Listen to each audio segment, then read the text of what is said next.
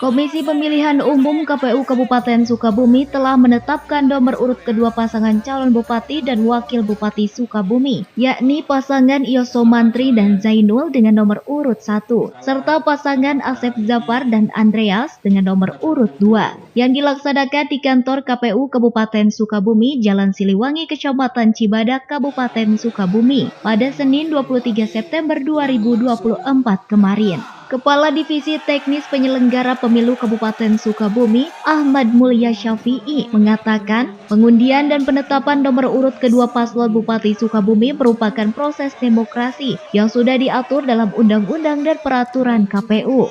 Mulya berharap agar kedua pasangan calon dapat menentukan sikap dan menjalankan visi misinya kepada masyarakat saat memasuki masa kampanye.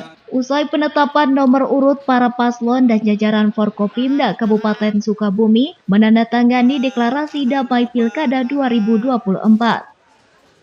Di mana rangkaian kegiatan rapat pleno terbuka tadi dilanjutkan dengan deklarasi kampanye damai. Alhamdulillah berjalan dengan lancar, tidak ada hambatan, dan terima kasih khususnya kepada pasangan calon serta partai pengusung yang telah hadir dan membawa para pendukungnya dari awal kedatangan sampai kembali dengan damai dan tertib. Dari Kecamatan Cibadak, Kabupaten Sukabumi, Iqbal Bakar, Tim Liputan MGS TV melaporkan.